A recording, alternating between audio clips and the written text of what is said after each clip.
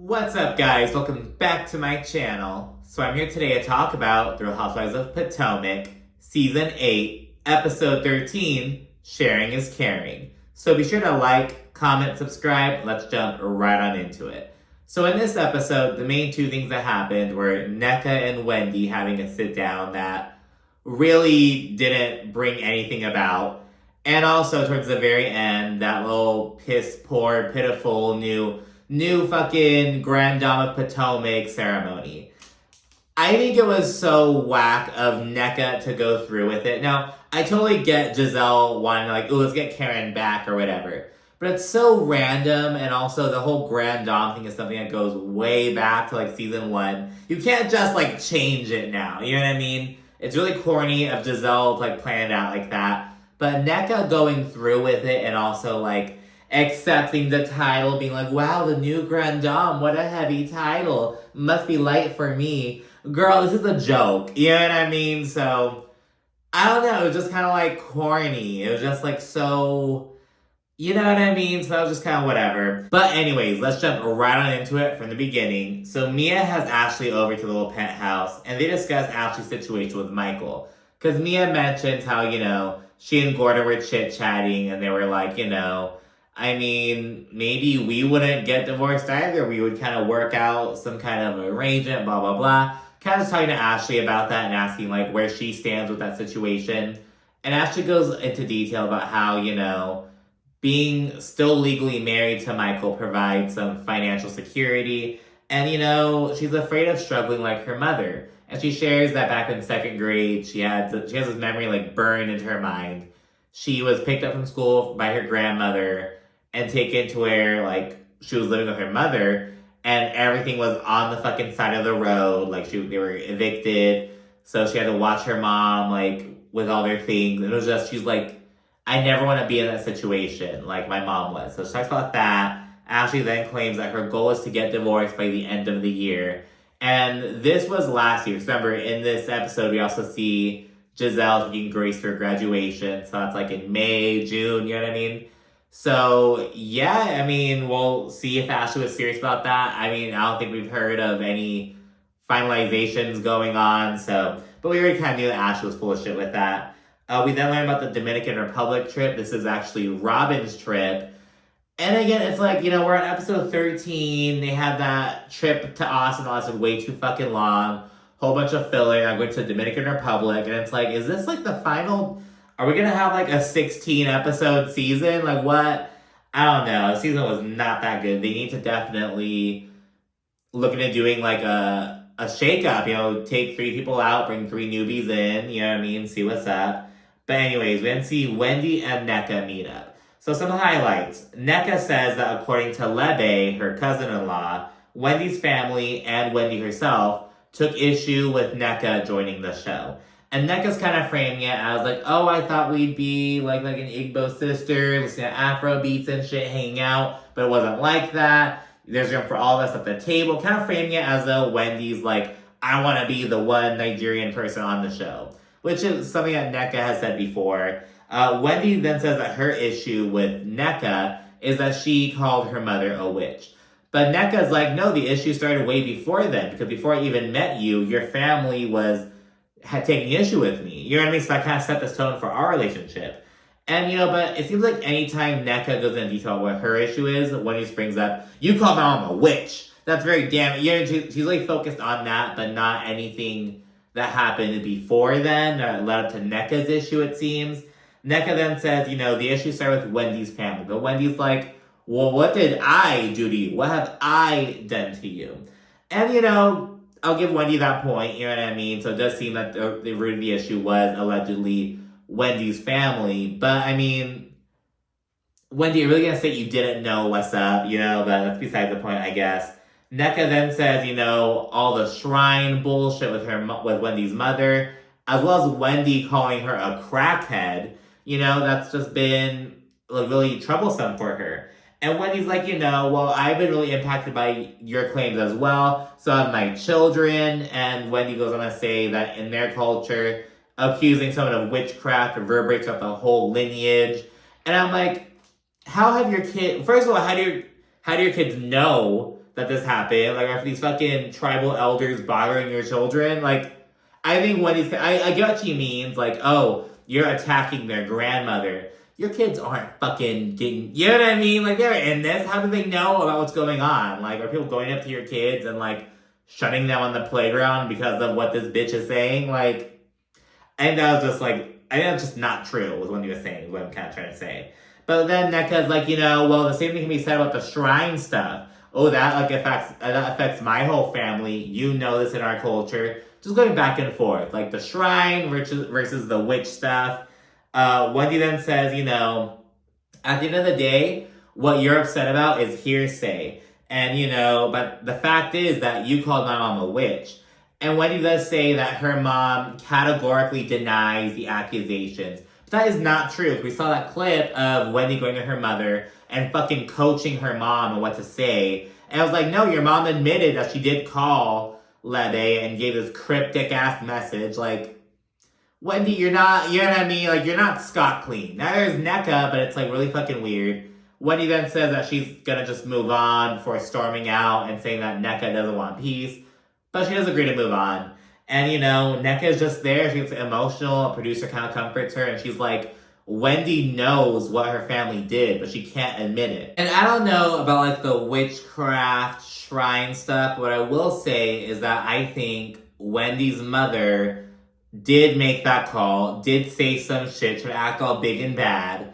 And now they're saying, okay, well, she obviously has this malicious intent. And that's what Wendy's upset about. But it's like, what kind of behavior your mom's is, you know what I mean? So I don't know. I get why Wendy is upset, but I also think that Wendy has to, like, take a step back and look at her own family and, like, you know what I mean? But I don't know. I get it. It is what it is, but I don't think Wendy is as fucking, I don't think her hands are as clean as she and Eddie have been trying to fucking make it look. I don't. We then see a home scene with Candace and Chris. They're just bickering at home about shit. And honestly, I think that the second Candace and Chris have a child, they're gonna wind up splitting up. They're already so fucking on edge and butthead so much. Adding a baby is gonna increase that. I don't see them lasting, to be honest. But anyways, Chris says that, while in the past, Candace was upset because Chris was always working, always at the restaurant, blah, blah, blah. The tables have turned, and now she's always working. She's never home, and all that shit. So they talk about that. They also discuss some IVF stuff, but Candace says that, she's scared to jump into it. She's afraid that, all the hormones and shit that she's going to be taking with the IVF may, like, fuel the swollen lymph node that's going on. And so they talk about that at that point, and Candace's whole thing is that I want the shit out. I'm scared. I don't want anything abnormal in there, even though it's not an immediate problem. I just want that shit out. But Chris is like, he's got this letter from a doctor saying there's no issue. Let's just, like, he's kind of like, there's no issue. But she's like, no, I don't want the risk of it turning into an issue. They just have clashed heads about that. Chris is like, there are gray areas in life. But Candace's like, no, your health is not a gray area. They seem to have different, like, views on that, and it seems like Candace also kind of turned the tables on him and was like, you should take your health more seriously, and that kind of made Chris get pissed off and shut down. I don't know. I do not see Candace and Chris lasting, just to be honest. Giselle then reflects on, motherhood and her kids getting older before taking Grace to her graduation. Remember, her other two daughters are just a year behind Grace, so, like, she's, it's gonna be a quick, empty nesting period and whatnot. In fact, yeah, we're already in fucking February. Just a few months, Giselle's gonna be an empty nester. So yeah, she reflects on that. We see some, clips and whatnot. People always said, people take issue with Giselle, but they love seeing her with her kids, So we see that. We then check in with Robin, Nneka, and Mia. They link up to go shopping before the Dominican Republic trip. They chat about how Wendy doesn't want to move forward with Nneka at the end of the day. And Mia also says that, she and Karen are ultimately still in a good place. She's like, when Karen wants to be fun, she's going to be super fun. Kind of like what Giselle said about Karen in the past. So it seems like neither Karen nor Mia are really holding on to their issues, but they aren't on the best of terms right now, of course. But yeah, then we're up to the airport, head to the DR. Robin says, there's no kumbaya bullshit agenda. It's just all about having fun. No, oh, let's deepen our friendship. Let's work through issues. No, we're gonna go have fun. Which I honestly kind of appreciate at this point. Like, not every fucking trip has to be some spiritual healing journey, some friendship bonding sit. It's like, no, we're gonna go have fucking fun. And I thought she's being transparent about that. On the van, Karen's like, oh, coincidentally, Ray always stays at the same villa that we're staying at. And she talks about how, his annual trip out there, he goes by himself to go golfing or whatever with his friends. And one time back in the day, I guess she called him to go to his room, and some woman answered. But Ray was like, no, that was the maid. But the ladies are like, what maid does that? You know what I mean? And so we got to chat about that. Again, Karen's like, oh, I've been married for so many years. Yeah, we'll talk about some of the fucking bullshit that's gone on along the way, girl. But anyways, then we're up to the villa. When they get there, Candace in her confessional, she's like, well, considering that Juan has, a penchant for, fucking paying for other ladies' hotel rooms, I wonder if he helped pay for this villa. Robin, did Juan help you out? So yeah, she kind of talks about that in the confessional. It's like, well, girl, this is why Robin doesn't fuck with you. Like, this is why. And mind you, it's totally fine to, be shady and shit like that, but it's like, but then Candace is gonna fucking turn around and be like, well, why don't you like me? Girl, because of this. Like, girl, whatever. Kiarna is not feeling well. She had, some medication, I think, to, help her not get airsick or whatever. But she was having some champagne. She just doesn't feel well. Robin divides the rooms. There are 4 single rooms and 4 double rooms, while there are 9 women. And I said that correctly. There are 4 double rooms. Not 4 beds, but 4 rooms with double beds. So there's more than enough space for everyone, but one pair of ladies are going to have to bunk together. But not everyone who has a double room is going to have to share, because there are enough double rooms. See him point that out. Robin gives Karen one of the double rooms, and Karen is super pissed off. Giselle, Nneka, and Ashley all get singles, along with Robin, of course. And, Ashley sees that Karen's really upset about the double room, which, again, she really won't even have to share. But, Ashley's like, well, what if you take my room? I'll bunk with Mia, it's totally fine. But Karen's like, no, I want a view as well. Just throwing a fucking big ol' hissy fit. I'm like, I'll just get another room, it's fine. Mia, Candace, Wendy, and Kiarna, of course, they all get doubles, each to theirself. Afterwards, Robin and Karen get to a little screaming match. It's kind of like, and this is a clip where they're like, blah, blah, blah, blah, blah, I'm gonna shut up, blah, blah, blah, blah, blah. Just kind of just nonsense, whatever. And so Karen's whole plan is like, oh, I'm gonna go get my own room, but there are no rooms available. She's essentially left homeless. So she's there just chilling and waits for Ashley to come up and be like, well, you can take my room and I'll bunk with Mia. So now Karen gets her way at the end of the day, and it's like, girl, you should just let Karen just figure it out herself. Like, yeah, figure it out, girl. Go to a different villa, bunk with someone. You have to figure it out, but you can't always get your way. You know what I mean? And I get why Robin did it, because first of all, Robin doesn't like Karen, but also Robin and Giselle have had to share rooms, share beds in the past, and so it's like, no, Karen, you do it. And I get that Karen's like the matriarch of the group, but I mean, they are a friend group. Girl, share a fucking room. So yeah, I really do get it. At that point, Giselle goes to check up on Kiarna, because, they know each other. Giselle says that Kiarna knows Cal, and so that's how she knows her.